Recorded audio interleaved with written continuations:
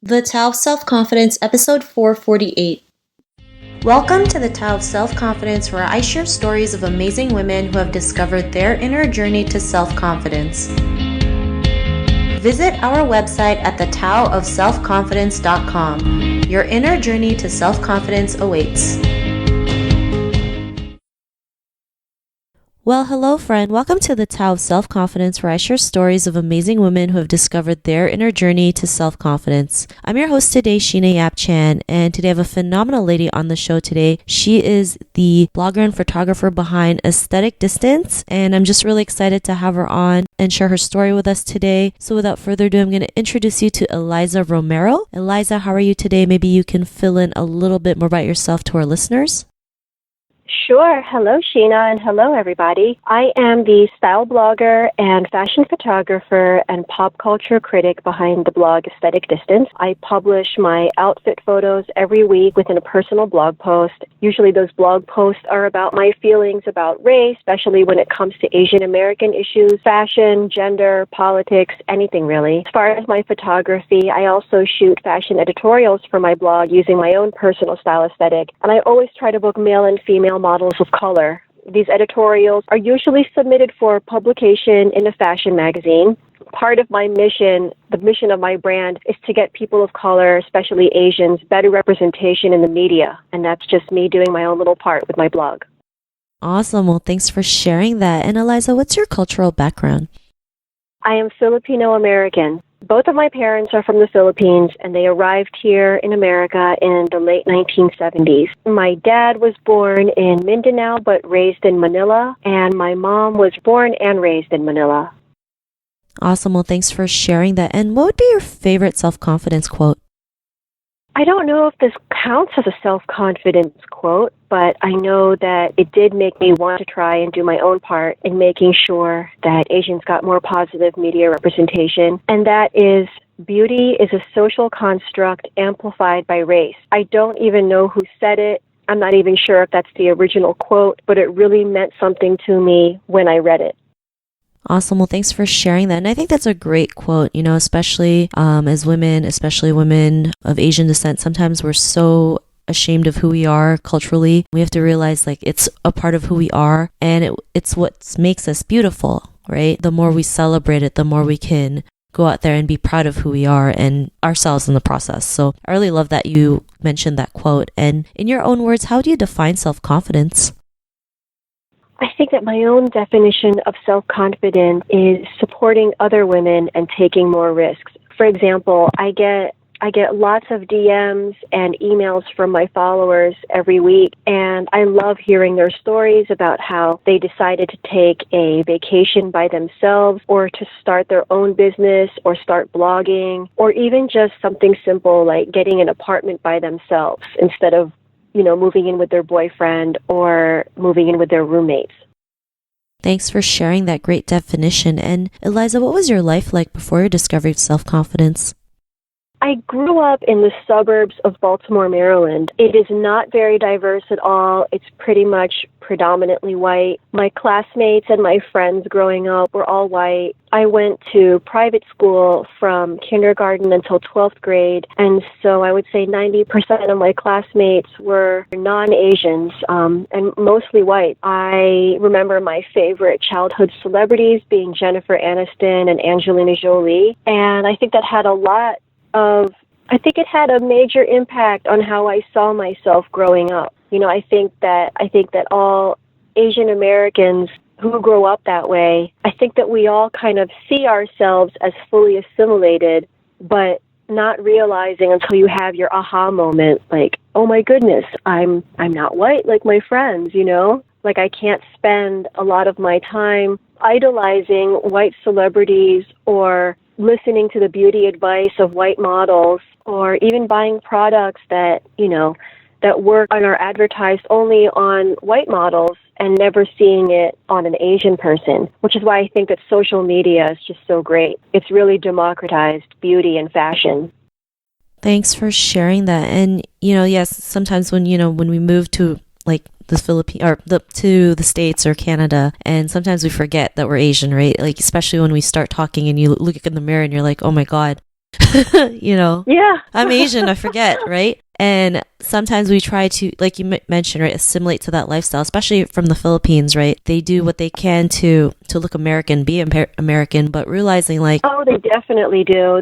There's always that. I mean, we've all grown up hearing from our parents, like, don't go out in the sun too much, you're going to get too dark, you know, or they make fun of your nose or something. yeah. And sometimes we have to realize like, that's who we are and that's what makes us beautiful and not care what everyone else thinks. But what was that point in your life when you realized, you know, who you really were and what you represent? Like, what was that aha moment?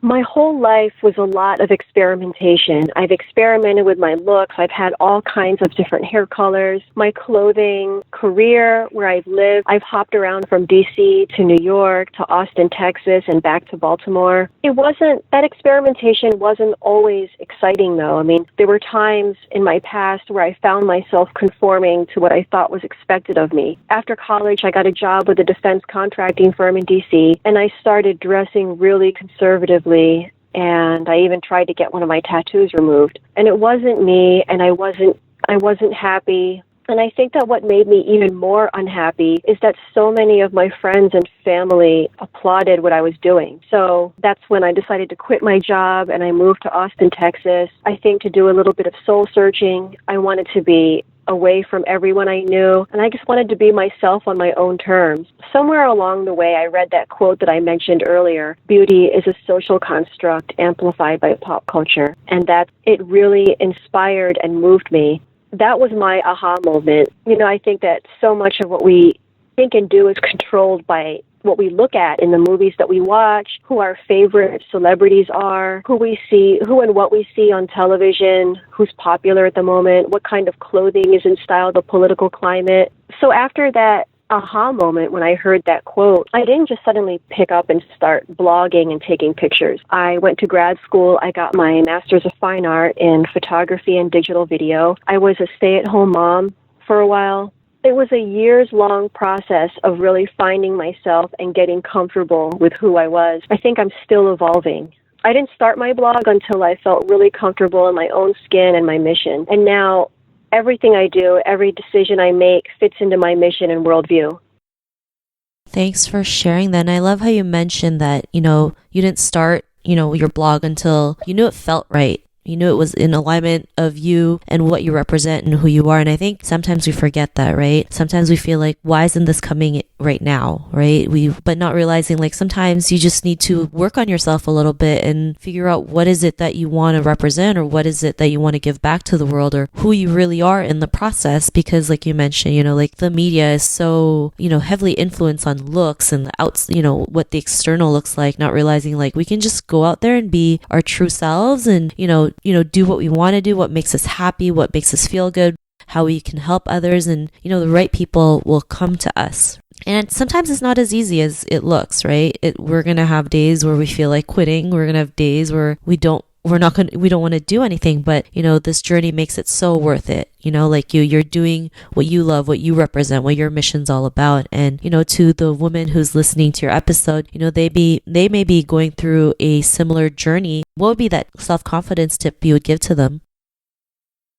I think too often women are so concerned with risk. They overestimate the risk and they underestimate the reward. So if you want to take, I'm going to use my followers as an example. If you want to take a solo vacation to Southeast Asia or South America, you should just go ahead. Don't wait for a group of friends to hop on board with you. It's so hard. It's so hard to wait on other people. Just do it yourself when you make that decision. Or if you want to start your own business, you should just go ahead. You have to do things on your own, and I think it's important to be alone for a while. I think many times women are afraid of what people will think of them. I know that I was for a long time. So I think that women should do the exact thing that they're afraid of doing. And I actually wrote this down. There's a quote that backs up my advice, and it is, "Fortune favors the bold, and you'll never know what you're capable of if you don't try." And that was written by Sheryl Sandberg, who wrote Lean In.